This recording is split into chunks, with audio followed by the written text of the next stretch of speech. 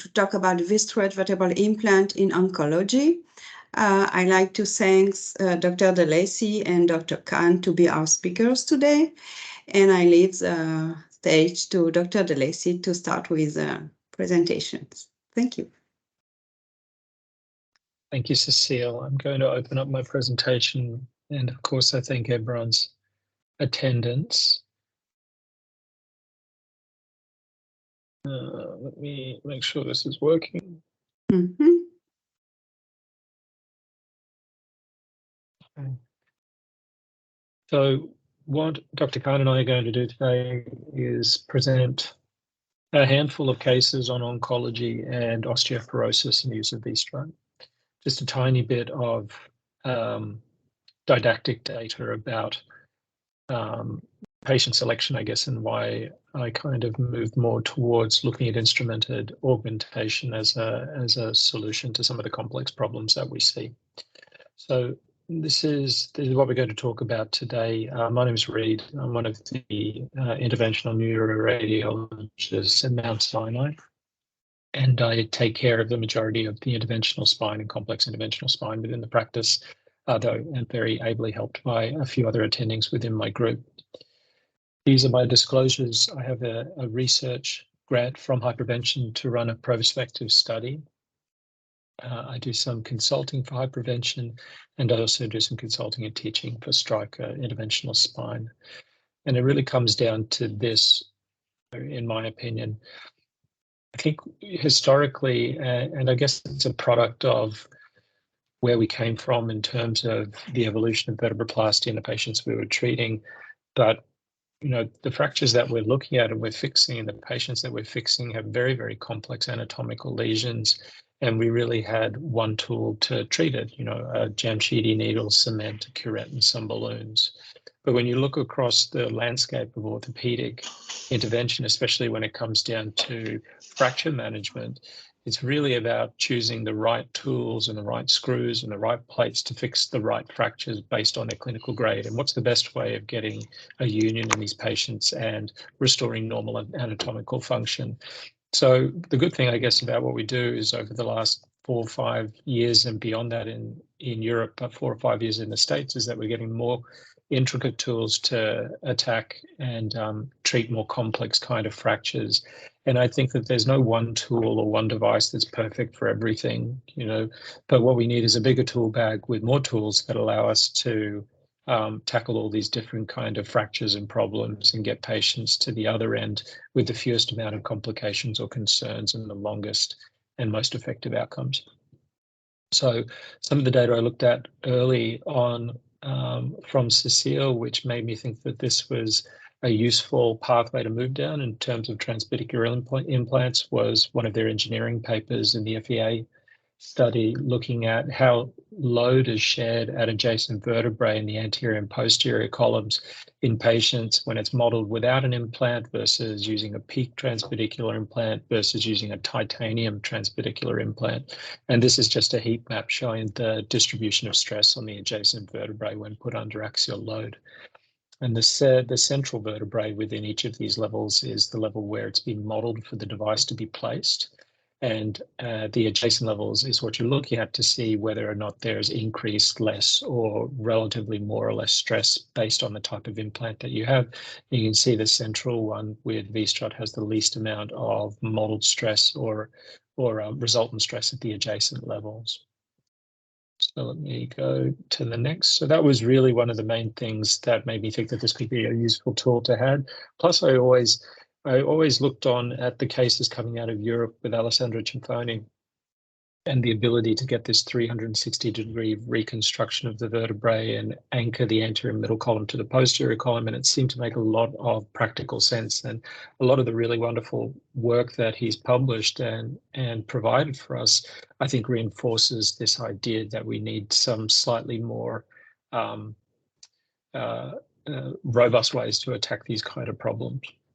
This is what the set looks like. So on the left, for people that have used it, you'd see this, but for those of you who have yet to use the devices, it comes in a sterilizable tray. These are all the tools. Essentially, there's a tissue dilator, a working channel or an access tube, protection tube, a various set of drills that have etching along the side to tell you how large the device is that you're going to place, and then something that looks like a T-screw where the implant goes at one end and you insert it, and then cement through the back of it. So with that being said, that's just a little bit on, I guess, how I came to be involved with research on the subject and the device.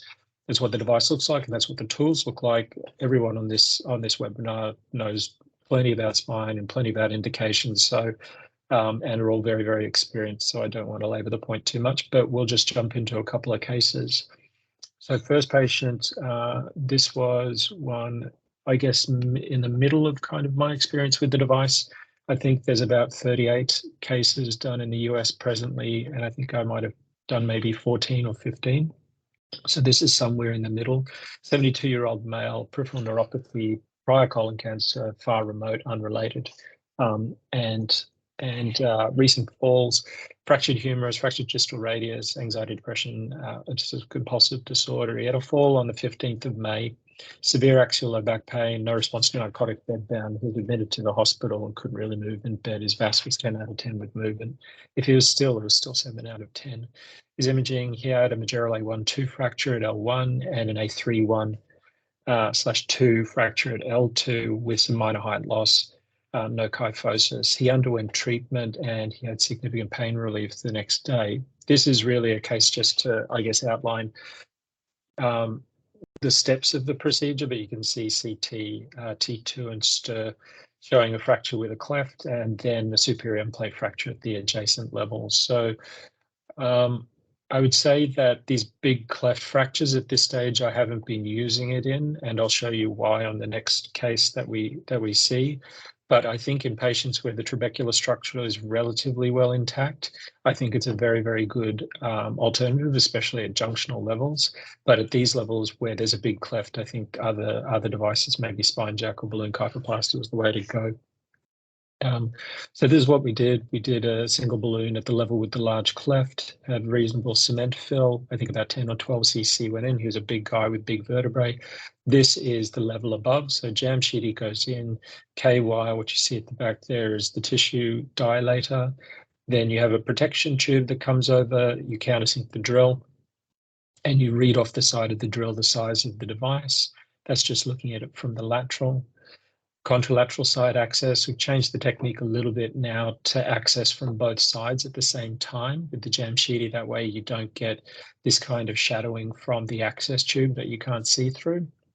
Majid pointed out, excuse the hands, shabby technique there by myself.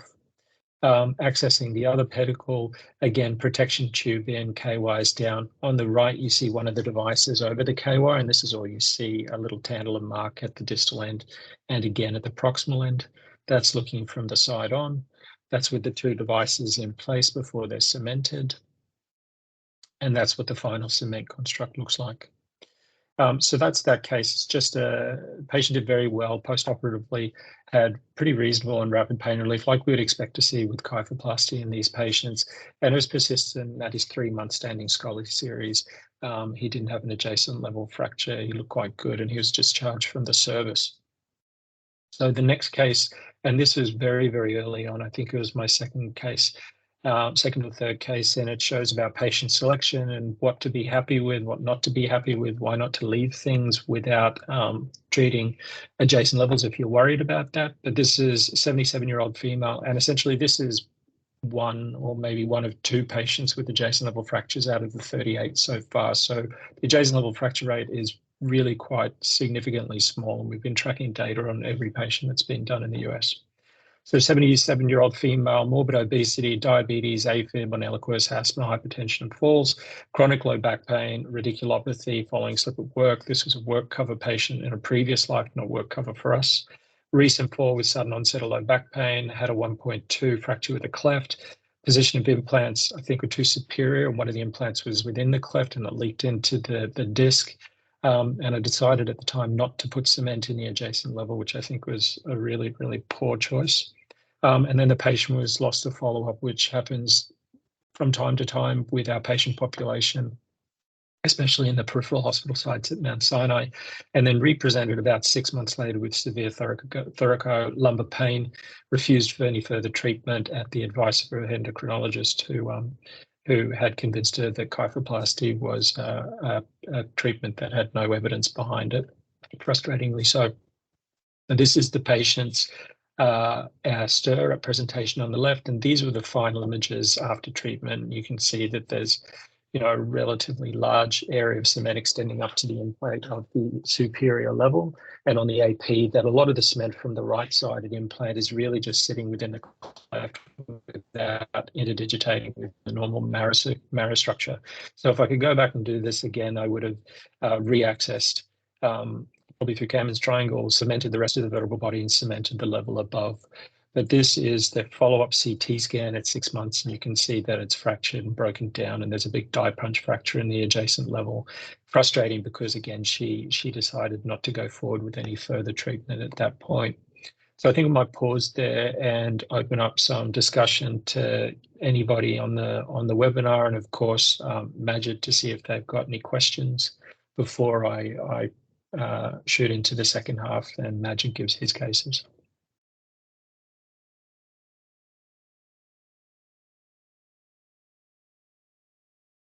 No. Majid, what do you think about these cases? Would you have done the same thing? Yeah. The only thing is with the cleft, I completely agree with you, but the cleft, I think here, probably because you were so close to the superior end plate there, it definitely looks like that the implant did migrate up. Yeah. So very early on when we were doing these cases, and again, I think at that point there may have been half a dozen done in Europe, maybe a little bit more. The thinking was, to have a trajectory that aimed more towards the superior end plate rather than centrally within the vertebral body. And I think there's been more FEA work done since then, obviously a bulk of cases where we've been targeting more the center of the vertebral body, and it's less really important, it seems, about where from cranial caudal the distal tip is, but more important that the device is as close to the anterior the anterior margin of the vertebrae as possible. So again, for young players, if you're putting a device, then obviously don't have it just sitting in the cleft without, a nice kind of extension and mantle going into the normal trabecular bone to anchor it. And it makes a lot of sense. If you're putting a plate on, a fracture, a long bone fracture, you don't just put a screw on one side and leave the other side floating, which is essentially what I think I did with this case here. So if I went back, with the benefit of hindsight, I would have done some more at the level that broke down, and I certainly would have cemented the level above. Yeah. Well, I think you did the right thing because you had to fill that cleft up, and that's one of the important things when you have a Kuhlmann's phenomenon or osteonecrosis. You have to fill that cleft up, and you did that nicely, but unfortunately, it migrated a little up, man. Yeah. Do you want to? What was the follow up on this patient? Did the patient have? Did the patient have some pain, or the patient post-operatively had some pain early on, day 1 and day 2 post-op in hospital? She went to rehab, and then, I could have seen the writing on the wall. I think this patient was going to be challenging to get back to clinic and to follow up appropriately. So she didn't come back for follow-ups. The only time that we saw her is when she represented, 4 or 5, I think it might have been 5 or 6 months later, when she came back to the emergency department with severe back pain at the level, and they got that CT scan in the ED, which is this one, which, shows, lucency around the cement mantle, and obviously clear communication to the disc, and this ebanated remodeled fracture in the inferior end plate at the level above. Yeah, and we certainly could have fixed it, and we could have done something about it, cemented all around this, cemented the disc, cement the one above, and just stabilized the entire thing. And I think she would have done much better. But unfortunately, the damage was already done in terms of her belief in the intervention. So, frustrating case. But I wanted to put this one in not because I think it's indicative of the device, but I think it's a good learning case that I had very, very early on in the piece, which has influenced and formed the way that I select patients and the way that I use the device now, a dozen or more cases further down the track. And, I reiterate that, the primary purpose for using this device is to solve a problem. And that problem is not height restoration or kyphotic correction. It's about decreasing the adjacent fracture rate. And that's why, I say, and I'm sure you feel very similarly, there's no one perfect device. We don't have one tool that's going to solve every fracture that comes at us. But this is another device which is very useful. I think it is proving to be very useful in certain kinds of fractures to have fewer repeat offenders in terms of refracture rates. So that's what I hope and think will come to bear in further research and data. I think the other thing I was thinking as I was looking at your case, because Dana Dunleavy just today sent me a case of his where he had put a spine jack in and he exactly had the same exact thing, just like you have here in this case.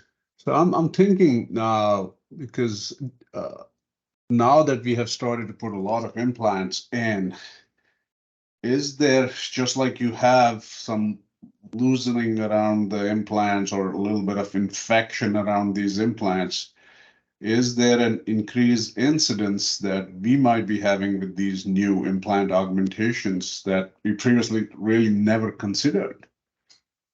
Maybe. I think it's one of those interesting kind of questions.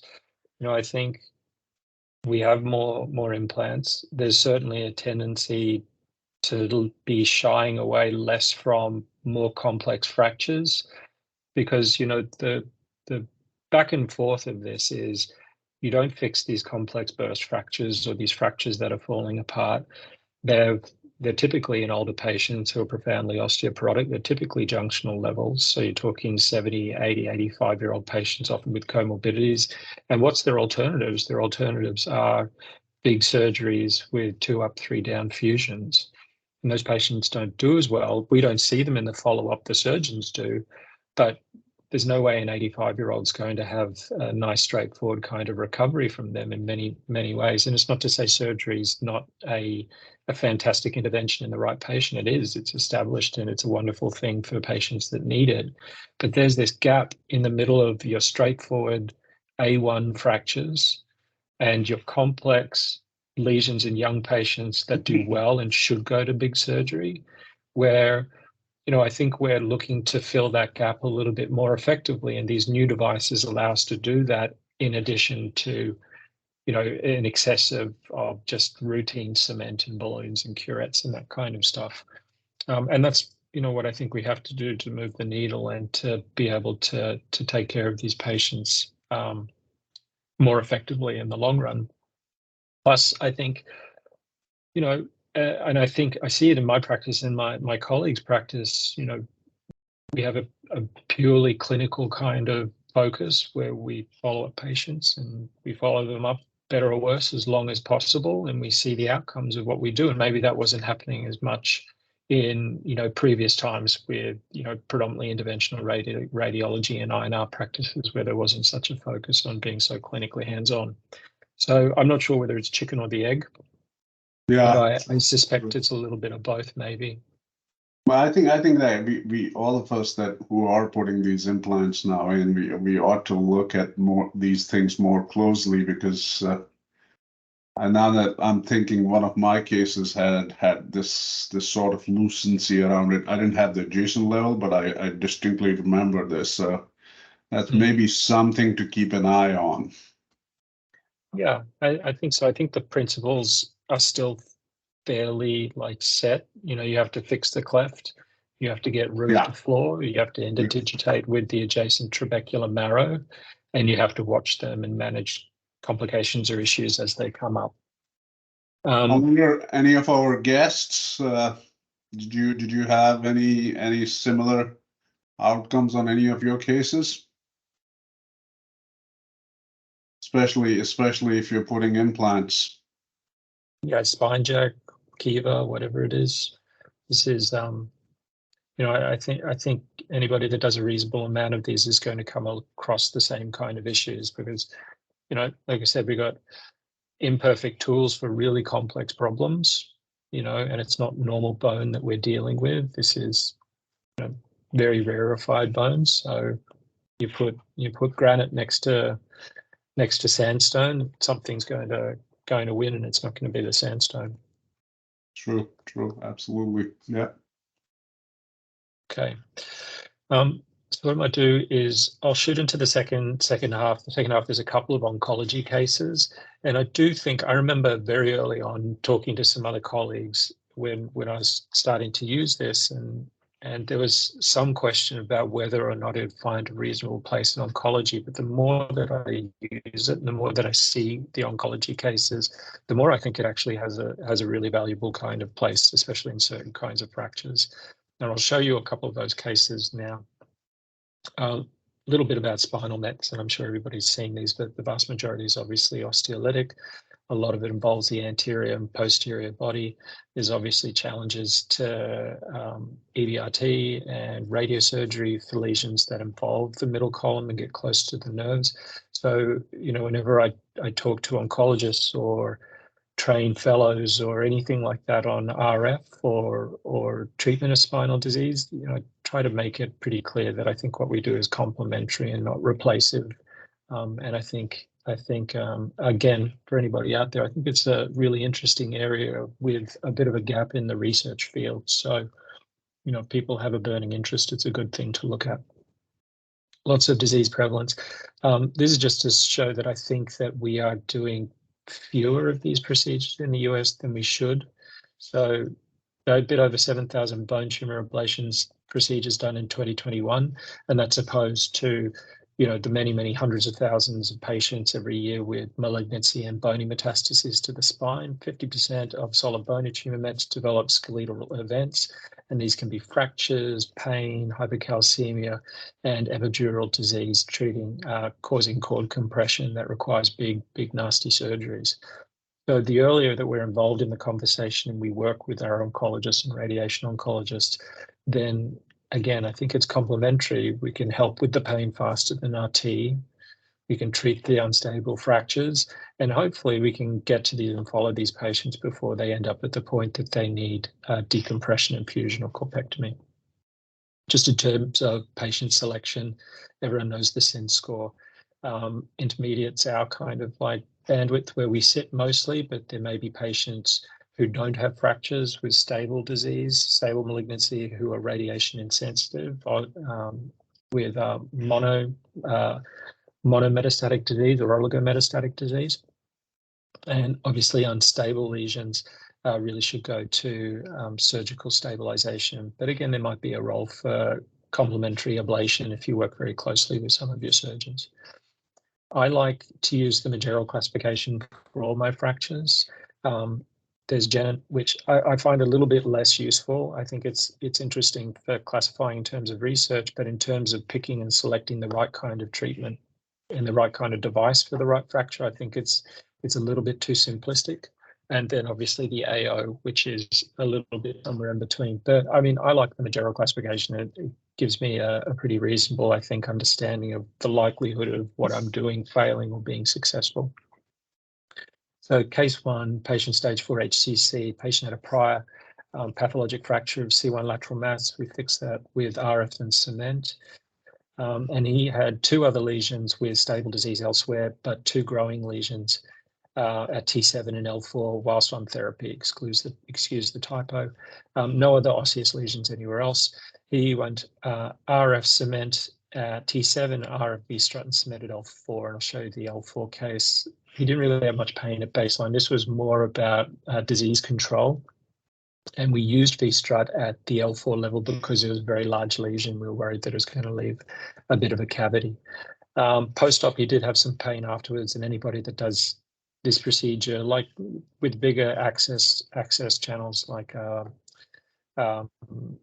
spine jack, there is a little bit more soft tissue injury not much. It's just stretching open the channel. It's not cutting or doing anything to it. So they do have a little bit of muscular discomfort that lasts for a few days, if that.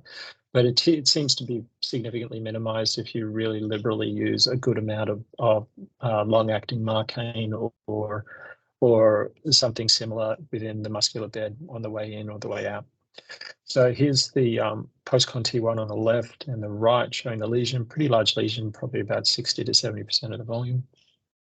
The patient underwent ablation and then V-strut placement. These are the final positions of the V-struts. And there's a follow-up MR at 6 to 8 weeks, which, she was pretty nice position, a little bit of soft tissue enhancement out the back related to the access channels through the muscles, but otherwise pretty good ablation and of the tumor within the vertebral body at L4, and either a small amount of epidural disease or probably some epidural venous congestion rather than residual cancer, but we'll find out at his next follow-up when he comes in.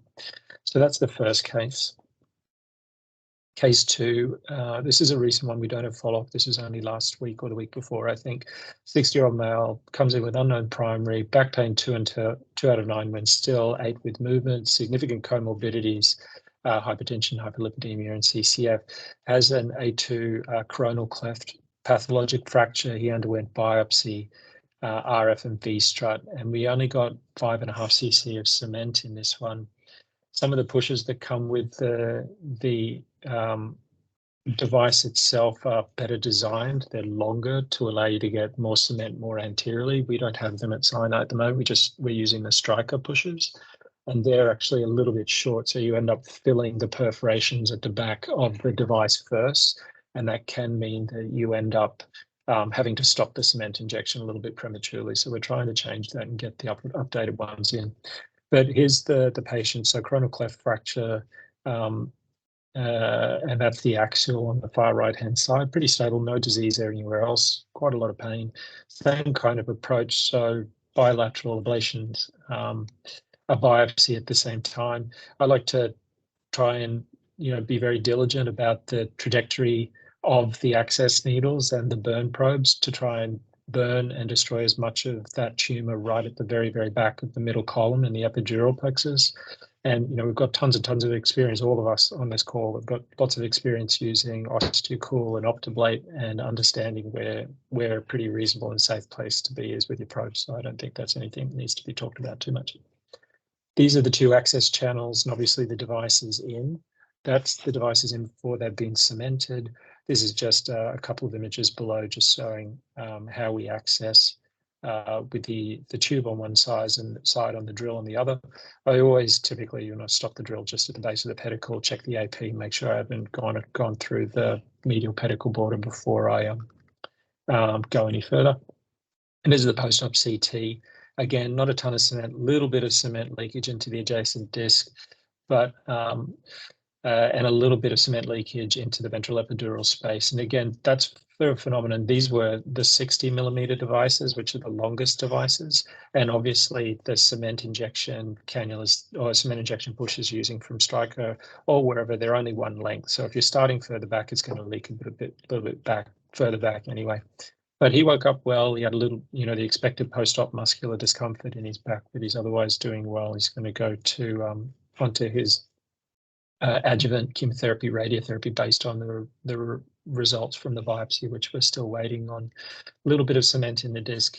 I don't know how other people work this. I typically, have a bit of a gestalt about it. If it's more than 50% of the disc height, then I'll typically treat the level above, or if it's a reasonable amount of cement in the anterior half of the disc, even this much in the anterior half, then I'd typically treat the level above.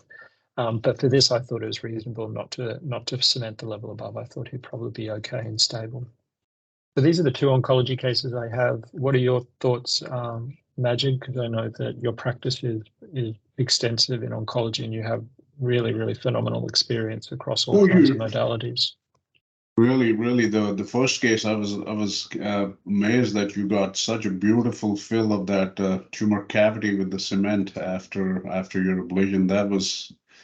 That's really awesome fill that you have, and that just was exactly how the tumor cavity was that you showed us initially. So one thing I like about V-STRUT as a device is that when you put the cement in, it comes out 360 degrees. So it's not like it's coming out from the anterior tip of the implant. These are little side holes. So it's coming medial, it's coming lateral, it's coming a little superior and posterior. So I like that because you're getting these beautiful fills of the whole vertebral body, which is typically from inside of the pedicle to the inside of the pedicle and from end plate to end plate.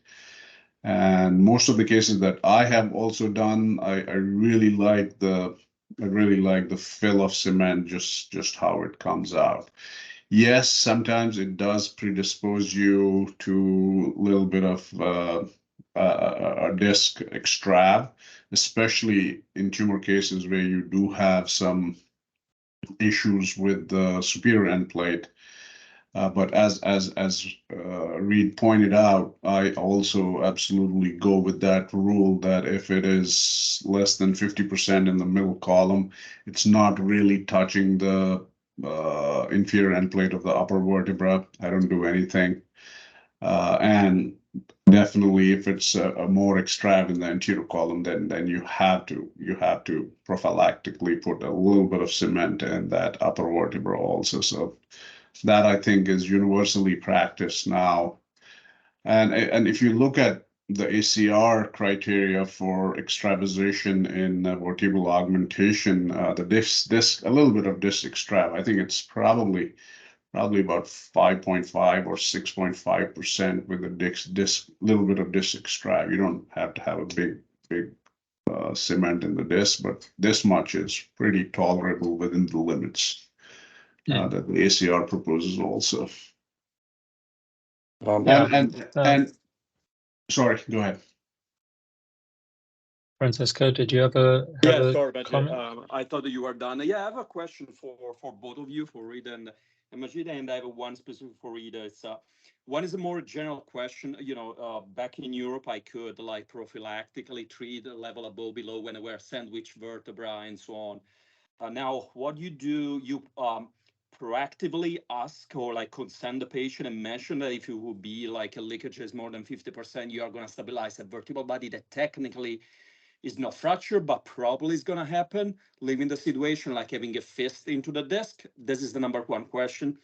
And the second one, and also for the insurance perspective, sometimes you have a little bit hard time, with the idea to treat prophylactic. So that's the one. The other one, if you have any preference, Reed, with the radio frequency device you are going to use, Optoblade or Osteocool, that has a better compatibility with a V-STRUT kind of construct, or if you just switch, you do the radio frequency ablation and you switch to the construct, to the platform for the V-STRUT.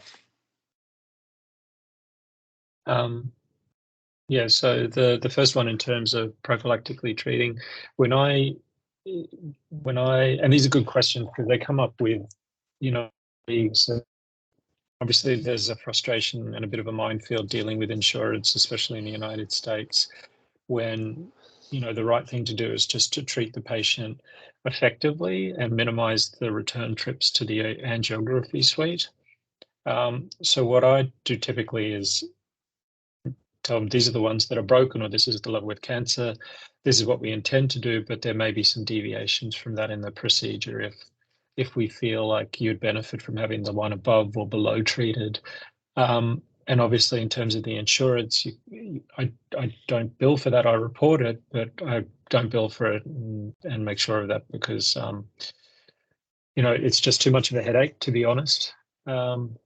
It'd be better if you could just do what's right for the patient and insurance didn't get involved too much, but unfortunately that's not really very practical. What about you, Majid? So when we do the adjacent level fractures and when I talk to my billers and coders, sometimes it does get through and does get reimbursed, and sometimes it does not get reimbursed. So, but as Reed said, if I have caused an extrav in the disc to a level where I personally think that the adjacent level is going to be at risk. Honestly, in the hospital setting, I do not care about reimbursement. That's not the first thought in my mind. I'll go ahead and treat it. That's more important for the patient. So that thought does not come to my mind. But a couple of times I have had this discussion with our billers and coders that did we get paid for the second level that we did, or third level that we did.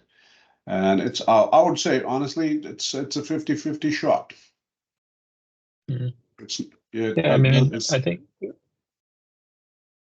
for you and I guess everybody else on the webinar that functions in, big academic kind of practices, that kind of question of to treat or not to treat and what to do becomes a little bit bunk, because you just do what's the right thing for the patient. Your hand's not on the till. You're not beholden to any of that kind of stuff. Obviously, we're trying to do things in an efficient and effective way from an economic point of view for the hospital, like not open up thousands of devices everywhere. But if you're, in private practice or, a pain doc, and you're out on your own, and whatever you open, the patient's going to get billed for. And if you can't bill for it, you get left in the lurch. Then these are, frustrating but realistic kind of concerns for them.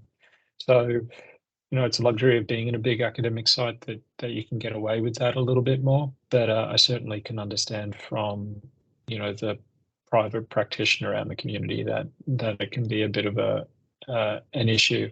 And obviously, if that's affecting what you do for a patient in terms of deciding the treatment, then that's not good.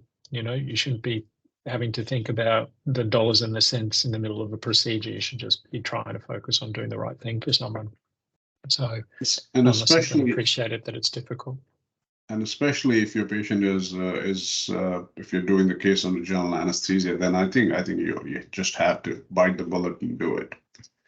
Yeah. And then in regards to your second question, Francesco, about the ablation or type of ablation that you prefer, and is it okay with the V-STRUT, right? I think that was your question. Yeah, kind of like compatibility. If you notice the osteocool optablade or whatever other device, even microwave, whichever you think that is more compatible, or overall is not big deal because you switch for the other platform, you switch for the other trocar, everything that is a V-STRUT related later on during the procedure.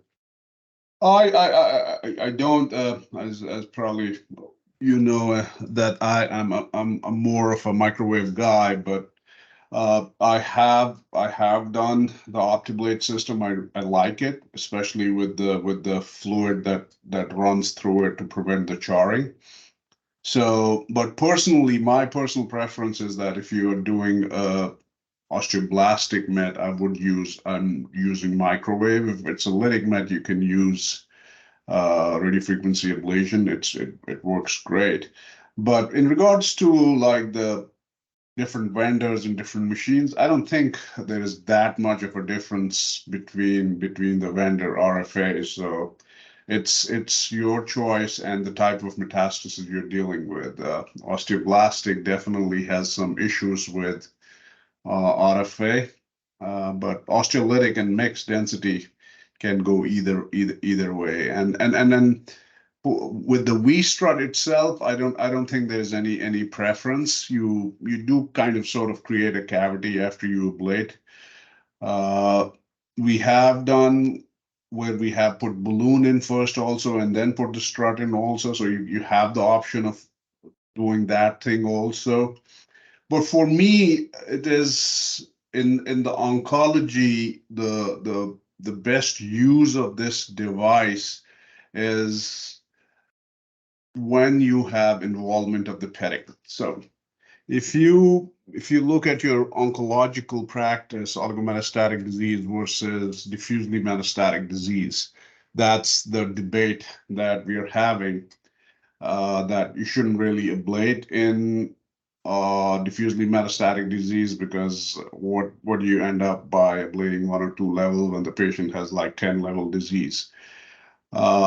but I really think even in those patients, so sometimes they are not surgical candidates. They will not go do surgery depending upon the life expectancy of this patient. But the patient's pain is such that we have to do something. EBRT, the external beam radiation, doesn't work as well as an SBRT works. So patients are sent to us for palliation, pain palliation, basically. And I think in some of those patients where I see pedicular involvement, I think this device just fits the bill there, is because you are augmenting the anterior column, and then you are putting this device in and having some functional stability of the posterior column also. So this really is a very good device to use in such patients where you feel that the pedicles are also involved. And just based on that, let me just show you this one case. Reed has already shown all the cases, so I just wanted to quickly share this one case, and that was the premise of what I did also in this case. And these are my disclosures. So here you can see this is a patient with bladder cancer, severe pain. You can already see that there is a little bit of canal stenosis there, but this patient had mechanical back pain. So when we presented this patient in our tumor board, it was primarily mechanical back pain. There was not much radicular pain. Patient did not want to have surgery done, so obviously they went in first for doing an SBRT on this patient, and the patient actually did quite well. So this is the SBRT planning of that patient, and the patient did quite well for about a couple of weeks post SBRT, and then suddenly the pain started to increase, as sometimes it does with the SBRT. So the patient, this was the CT now that we obtained post SBRT. So looks like there is an end plate defect, big, huge lytic lesion still there. And you could see that there's mottled appearance of the pedicles, especially on this side, and a little bit on this side also. So we could go in with a balloon in this case also, but I thought that this is more of a pedicular involvement case, so we should definitely help this. And this is oligometastatic disease. This is not a diffusely metastatic disease. So we at Hopkins are very aggressive with oligometastatic disease, as most of you guys are also. So after this, I got the patient down. We did our bipedicular ablation on this patient, and then we put the V-STRUT device in. And here you can see that these are the tantalum markers that you can see, one in the anterior half of the vertebral body and one right against the pedicle that you see. And now I'm coming from the other side, putting the drill in. And now we have the marker in on the other side also. And then, as I said, the cement, this is just to show, this is the initial cement that is coming out. And you can see that circumferentially, cement is coming both superior and inferior, and then it comes both medial and lateral. So there's a 360 degree release of cement as you push the cement into these vertebral bodies, and you get a really good fill of the vertebra with this. As Reed said, there is some cement that really hinders us because it's not completely with the devices that we use for cement delivery are not really meant for this, but hopefully this will be improved in version 2, and we'll get more cement deposition in these tumoral, because you have to have as much cement deposited in the vertebral body in a tumor case compared to a benign case. So, but you can see very nicely here. So these are the tantalum markers anteriorly and posteriorly. So both the vertebrae, the pedicles are secured by these struts.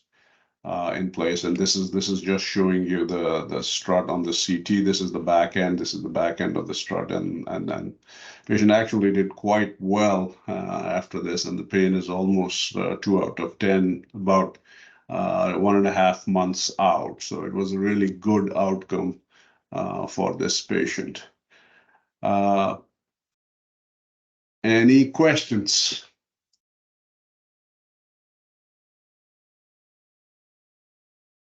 Any of sorry, go ahead. Sorry. Yeah, I think that's a really lovely case. It's nicely shown, and again, I think back to, there's no one device that's perfect. As we tackle more and more complex things, and we move towards smarter reconstruction and augmentation beyond just things like cement, I think devices that provide more of a bioengineering and biocompatibility kind of function in terms of restoring the normal kind of stress response throughout the vertebrae are going to be super, super important. And, you know, I think the use of PEEK as opposed to titanium makes a lot of sense. There's some flex to it. It's not as rigid. And the idea of having a rebar phenomenon where you are connecting the anterior middle column to the posterior column, which is structurally the strongest and most dense cortical bone of the spine, makes tons and tons of sense. You know, when you're treating these oncology patients, burning, getting rid of a whole bunch of tissue, putting some cement in there, I think it makes you know, very, very reasonable kind of practical sense to be reinforcing and restructuring these bones to try and allow that distribution of force throughout axial load more appropriately than just cement alone. So, but I agree with Majid, you know, pedicle involvement, you saw from the previous table, anterior middle column and pedicle involvement is some of the most common kind of presentations of osteolytic and mixed mets that we see. And I think that it helps us with an extra tool to be involved in these kind of patients and hopefully get better, more durable, longer results for them and allow us to ablate more effectively. Absolutely. I think like if you are doing oncological work in your center, in your hospital, this is a good tool to have on your shelf for cases, especially oncological cases. And I really feel that we will be using this implant a lot more in oncological cases. So, you know, we've got some, as I said, we've been diligently collecting all the data within North America since the first case has been placed. We have a paper that we're about to submit to the JNIS, which will outline some of the data, and hopefully it goes well through the review process. But obviously, we'll be submitting and looking to discuss some of the results at the upcoming meetings, including ASSR next year. So, you know, it's, yes, trying to be very, very upfront and honest about our patient selection and our experience, but also very, very open in terms of what the experience has been like across many, many operators in North America thus far. I mean, Majid and I are just 2 of maybe a dozen that have used the device in trial, and everyone's had very, very similar outcomes and results, not just those of us that have done the majority of cases. So it's consistent across lots of different sites. And the one good thing that I actually Cecile just told us, she's talking about this ASSR data that hopefully we'll be presenting next Feb, that except for the case that that Reed showed with the adjacent level fracture, I don't think any of the other centers actually have had an adjacent level fracture. So I think that's very promising, and we'll see how that pans out in more follow-ups on these patients. But personally, I'm really want to look at that one more closely, because I guess most of you have used SpineJack, and what was said about SpineJack in the SECO study, honestly, I feel, and I think I had talked to Reed about it also, I really don't think that the numbers are that different compared to balloon kyphoplasty with SpineJack. It's the long-term data. So if this device truly is decreased incidence of adjacent level fracture, which we still have to see, but so far the data is quite encouraging, that'll be something extremely good.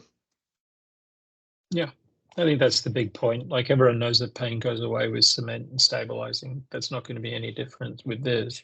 It's really about trying to decrease our repeat workload for patients that come back with further fractures. That's the biggest thing, and it's the hardest concept really for patients and their loved ones to understand. You know, they keep thinking, oh, I had my kyphoplasty, it's all finished. But like, you know, as I said, imperfect solutions to incredibly complex metabolic problems. And we need some better tools to try and minimize that as much as possible, in addition to really, really good medical management of those metabolic risk factors. But yeah, I'm excited to see where this goes. I'm very excited to keep collecting the data and obviously, you know, get it out to as many people for their review and comments and questions. Thank you. Any other questions from the audience? So thank you very much, Reid. Thank you very much, Majid. And thank you for the participant, and have a good evening. Thank you. Thank you, Cecile. Thank you, Cecile. Have a good night. Get some sleep now. Thank you, guys. Thank you. Yeah. Good night, Bye-bye. guys. Bye-bye. Good night. Bye. Good night. Bye.